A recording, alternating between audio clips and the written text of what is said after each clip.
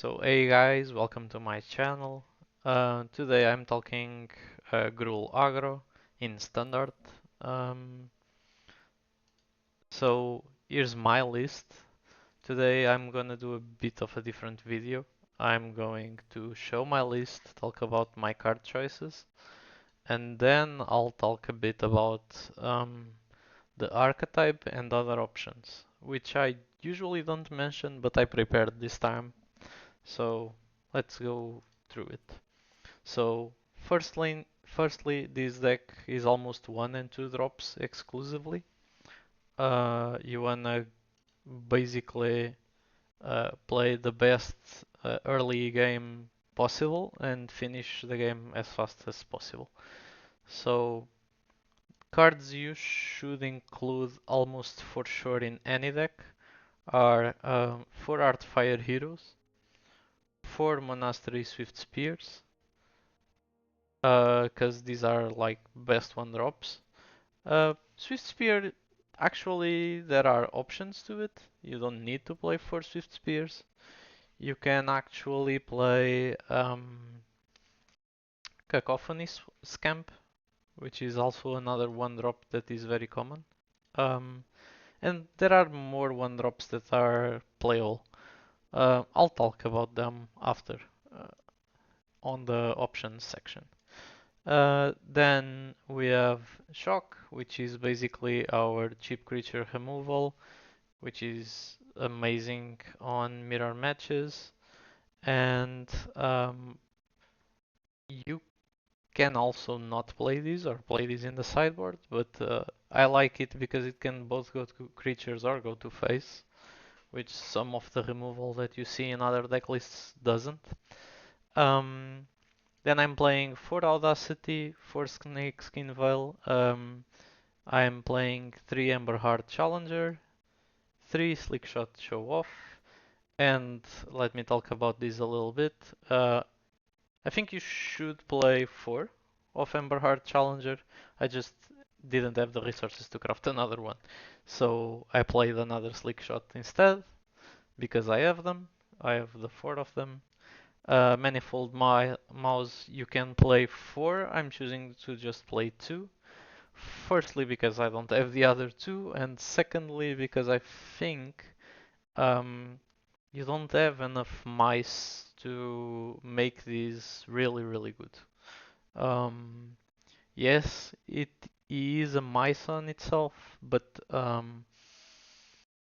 is a mouse on itself, but I don't think you have a critical mass of mice to make this the best card in your deck. But I still like the card. I think it synergizes really well with Artfire Hero and Amber Art Challenger. I just don't think I want to run 4. Um, then I have one Innkeeper Talent. I would recommend you run 2. I think it's what most people are playing. Some people choose to play more. Some people choose to play this only on the sideboard. I'm playing 1. It's what I have. Um, I think if I had one more, I would run one more. Then I'm running two questing druids. I think it's the card advantage you want in longer matches, and it's also another creature when you need it to be. I'm running one with Stalker Frenzy main board to remove big creatures. And then on the mana base, I'm running 3 Copperline Gorge, 3 Carpsolian Forest, 2 Restless Ridgeline, 1 Trend Portal, 3 Rockface Village, 7 mountains and 5 forests. You could go up in these two. I think you could run 4 of each. I just don't have them and I don't think it matters much. I chose to run a Trend Portal instead. There are some lists running 2. You can do a bit as you wish. I think you should keep the count of basic lands pretty high, and I'll mention why next. So, because on the sideboard we are running Sunspine Links, I'm just running one, some people run two, but Sunspine Links kinda punishes you for running non-basics. It also punishes your opponent for running non-basics, and you basically bring it in against decks that have many non-basics. Then we are running 4 Pick Your Poison, mostly against Domain because they run a lot of enchantments, and also against Borders Control. Um, to take out Temporary Lockdown, Caretaker's Talent, and stuff like that. Then I have 4 Arabrask Forge. I think this is pretty good against heavy removal decks. People are gonna bring in like cut downs and stuff against you, and Urabrask Forge just doesn't care because it spawns a creature every turn. Um, then I have one Rail Treatment, which I also bring against very pointed removal decks.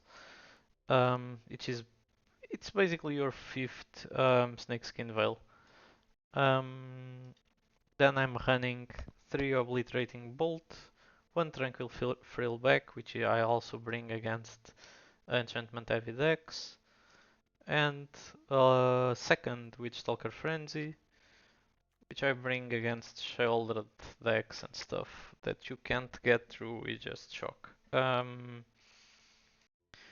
Yeah, that's basically my deck list. So now talking about other options. So let me switch here, my settings.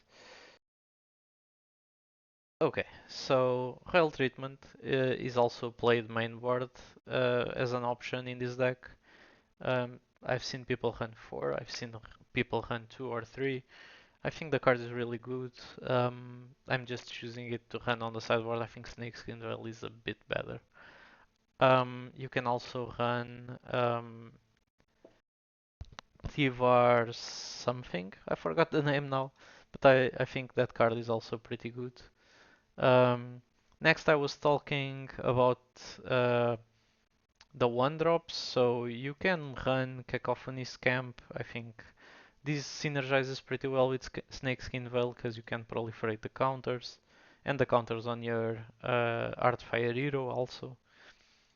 And if you're running Cacophony Scamp, probably you should also run Popetch Recruit. He's also in some builds. I think this is quite better when you have that proliferate effect. But basically, this guy allows you to put a counter +1/+1 whenever one of your creatures is targeted. You put a +1/+1 counter on another one, and it has offspring, so you can go a bit wider. It also has trample, and the 1/1 copy of it also gets both of these abilities. So if you get there and you start targeting your own creatures with stuff, you can put up to 2 counters extra besides what your spell is doing, which is really cool. Um, Next, um, up, not this. Picnic Ruiner is also really good. It's a good option because it's a spell and a creature, and you do like both. I think the creature is very just okay, but the spell is pretty decent. It's a bit expensive, on the more expensive side though. But if you can often make these, not make this, but if you have often a 4/4 in play, this will have double strike and it becomes really scary. If you can like Monstrous Rage it or something, I think the card can. The card has potential. I think it's just a bit slow. Most of decks that play these also just play 1 or 2 copies most of the time. Um, on the pump spell side, Might of the Meek is also an option. It gives +1/+0 and trample if you control a mouse. So probably if you're running these, you're running 4 copies of Manifold Mouse. So you have 12 mice in the deck to make these more probable to happen. But card is really good on its own. It replaces itself because of the draw card clause. And the +1/+0, it's already pretty decent. Oh, I mean, you get the +1/+0 if you control a mice. So the trample is pretty decent, and the +1/+0 is just a bonus. Um, Following up next, some lists also play the Huntsman Redemption because it creates a 3/3, which is basically already a decent uh, card for the cost. But then you can also tutor a creature if you sacrifice another one. So you can sacrifice a creature like Artfire Hero that deals damage when it dies to go get another creature. Maybe an Emberheart Challenger or Slickshot Show Off or Questing Druid if you're trying to dig up some more cards. I think this card is really, really neat. And then the last step, it also gives +2/+2 and trample to up to 2 target creatures. So I think this is a big, big finisher in the deck. Uh, I just don't know. 3 mana is a bit too much for this deck. It usually is a spot in which you just wanna dump your hand and win the game. But if you're trying to play the game a little bit more on the mid-range side, I think this card is really, really good. And yeah, that's it. I think we've talked enough about the deck, so let's play it. See you guys in the next gameplay video. Bye!